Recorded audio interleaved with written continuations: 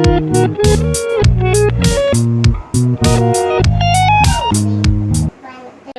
Welcome to my channel. आपका मेरे channel पे बहुत बहुत स्वागत है। डियर पेरेंट्स, आपके लिए मैं बनाती हूँ समय निकाल के जो भी आपके प्रॉब्लम होता है उसका समाधान के लिए मैं आती हूँ, क्योंकि मेरे पास तो बहुत ही लिमिट टाइम होता है, बिल्कुल ना के बराबर टाइम होता है। सुबह से शाम तक यूँ चुटकी चुटकी बजा के बीत जाता है, मुझे पता ही नहीं चलता। लेकिन इसके बावजूद भी मैं थोड़ा सा समय निकालती हूँ। रोज़ नहीं निकाल पाती, लेकिन कभी कभी मैं कोशिश करती हूँ कि समय निकालूँ और आप सबसे बातें करूँ और डिस्कस करूँ, आपके प्रॉब्लम का सॉल्यूशन करूँ। तो चलो, आज मैं लेके आई हूँ आपके प्रॉब्लम का एक समाधान। क्या आपके बच्चे भी रोज़ कान खुजाते हैं? कान खुजा के ऐसे ऐसे करते हैं और रोते हैं और बार बार कान की तरफ हाथ लाते हैं और हाथ लाते ही रोना स्टार्ट कर देते हैं और बहुत ही परेशान होते हैं, कान में से पानी सी आती है। तो दोस्तों, इसके बहुत सारे रीजन होते हैं, बहुत सारे रीजन हो सकते हैं इसके बिहाइंड में। तो चलो अभी मैं डिस्कस करती हूँ इसका रीजन क्या हो सकता है। तो दोस्तों, पहला रीजन ये होता है, जो माएँ बच्चों को सुला के फीड कराती हैं, लेट के फीड कराती हैं, उसकी वजह से भी प्रॉब्लम हो सकता है, क्योंकि बेबी यदि लेट के फीड करा रहे हैं ऐसे तो उसका दूध जो है, माँ का बच्चे का जो दूध है वो कान में जाने का की संभावना होती है। इसकी वजह से उनका कान बहने लगता है और बहने की वजह से दर्द होने लगता है। तो कान के अंदर से पानी भी, अब पस जैसा पानी भी आने लगता है, तो भी बच्चे को बहुत दर्द होता है और बहुत ही इरिटेशन सा फील होता है और रोते चीखते चिल्लाते हैं। ये तो कॉमन है। तो आप और दूसरा रीज़न ये है कि यदि आप बच्चे को नहला रहे हैं, नहलाते वक्त किसी भी तरह से बच्चे के कान में पानी चला गया, तो भी बच्चे का कान में इरिटेशन होगा, बच्चे को रोएगा, चीखेगा, चिल्लाएगा, दर्द होगा, बार बार कान की तरफ हाथ ले जाके आपको इशारों में बताएगा कि यहाँ पे दर्द हो रहा है, दर्द हो रहा है। तो इससे पहले कि आपके बच्चों को आपको खुद एनालाइज करना पड़ेगा कि बच्चे को क्या प्रॉब्लम हो रहा है, कहाँ पे प्रॉब्लम हो रहा है, उसका समाधान कैसे करें, ये सारी चीज़ें हैं। और भी बहुत सारे रीजन, यदि बच्चे के कान में यदि किसी भी तरह से गंदगी जमी हो जाए तो भी गंदगी जमी हो जाने के बाद जो भी उनमें आसपास गंदगी या कान के पीछे की गंदगी आप देखोगे, तो अब साफ़ करना है, माताएं भूल जाती हैं, नहीं ध्यान देती हैं। तो उस गंदगी की वजह से भी बच्चे रोते हैं, कान की तरफ हाथ ले जाते हैं और कान कटना स्टार्ट हो जाता है पीछे की तरफ से, और कान में जो गंदगी गई उसकी वजह से तो वो रोते हैं, क्योंकि उनको इरिटेशन होती है। बच्चों को भी गंदगी बिल्कुल पसंद नहीं है, उनको साफ़ सुथरा ही रहना पसंद है। तो हम पेरेंट्स कोशिश करें कि हम बच्चों को भी साफ़ सुथरा रखें। और तीसरा रीज़न ये होता है कि कुछ बच्चों का हेरिडिटी होता है कान बहने का, तो इस वजह से भी कान बहता है बच्चों का और दर्द होता है। और किसी भी तरह से कुछ एक्सटर्नल रीजन भी हो सकता है, अलग रीजन भी हो सकता है कानों में दर्द का। तो चलो, ये सब तो मैंने रीजन बताया है, अब उपाय बताती हूँ। जो माएँ बच्चों को लेट के पिलाती हैं, कृपया पिलाना छोड़ दें लेट के, वो बैठ के पिलाएं, गोद में बच्चे को लेके फीड कराएं, ना कि लेटा के। यदि आपको लेटा के पिलाना मतलब नहीं बैठा के पिला सकती, तो कोशिश करिए कि बच्चे का सिर हमेशा थोड़ा सा ऊंचा सा हो, ताकि उस बच्चे के कान में कोई भी पानी या फिर कोई भी दूध ना जाए। तो दूध ना जाए, अगर वो दूध जाता है तो कहीं ना कहीं जाके बच्चे को कान में नुकसान पहुंचाता है। तो कोशिश करें, यदि लेट के पिला रहे हैं, सिर थोड़ा सा ऊपर होना चाहिए और जो कान के पास थोड़ा सा रुई या फिर थोड़ा सा वो लेके कॉटन का कपड़ा डाल के तभी पिलाएं, ताकि वो आपका दूध जो है बच्चे के कान में ना जाए। और इवन फार्मूला मिल्क भी आप बोतल में दे रहे हैं तो भी कोशिश करें कि बच्चे पीते पीते ना उनके मुंह से ओवर हो जाता है, तो वो निकल के फिर कान की तरफ जाता है। यदि कान में चला गया तो बहुत बड़ा प्रॉब्लम कर सकता है ये। तो आप फार्मूला मिल्क भी पिला रहे हैं, गाय का दूध भी पिला रहे हैं, तो कोशिश करें कि आप ध्यान देते रहें, आपकी नज़र में ही बच्चा पिए, आपके अटेंशन में ही बच्चा पिए।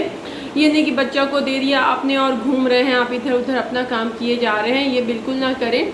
थोड़े बड़े बच्चे के लिए बच्चे को आप जब तक फीड पूरा कंप्लीट ना करा दे तब तक आप इधर उधर ना जाइए, क्योंकि बच्चा ज़्यादा इंपॉर्टेंट है। और अदरवाइज़ काम यदि आपका है ही बहुत ज़्यादा इंपॉर्टेंट काम है तो आप किसी के सुपरविज़न में बच्चे को पिलाना छोड़ दें। और यदि बच्चा पी रहा है किसी के सुपरविज़न में तो सेफ़ है, उसके कान में किसी भी तरह का लिक्विड नहीं जाएगा। और रुई कॉटन कोशिश करें कि कॉटन रख के पिलाएं बच्चे को, तो जितना भी दूध गिरेगा वो ऑब्जर्व करता जाएगा।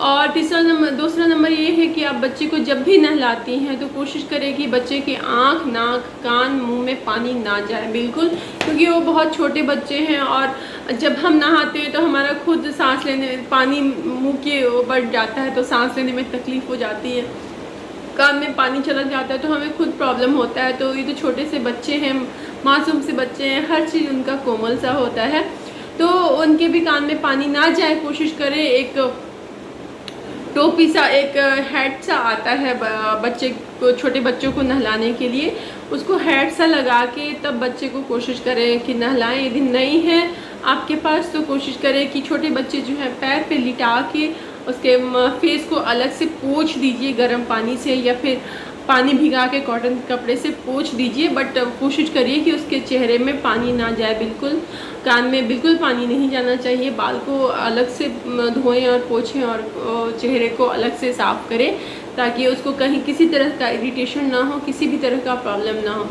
तो इसकी वजह से भी बच्चा सेफ़ हो सकता है। और इनकेस यदि बच्चा का कान बह रहा है, दर्द हो रहा है, तो आप मैं तो रिकमेंड करूँगी कि आप डॉक्टर के पास ही जाएं। जो 6 महीने से छोटे बच्चे हैं उनको तो आपको खुद ही ऑब्जर्व करना पड़ेगा कि बच्चे को क्या प्रॉब्लम हो रहा है। उनके लिए तो कोई घरेलू उपाय है ही नहीं, क्योंकि उनके कान को तो बिल्कुल छूना ही नहीं चाहिए, कान, नाक, मुँह, किसी चीज़ को मतलब छेड़छाड़ बिल्कुल नहीं करना चाहिए।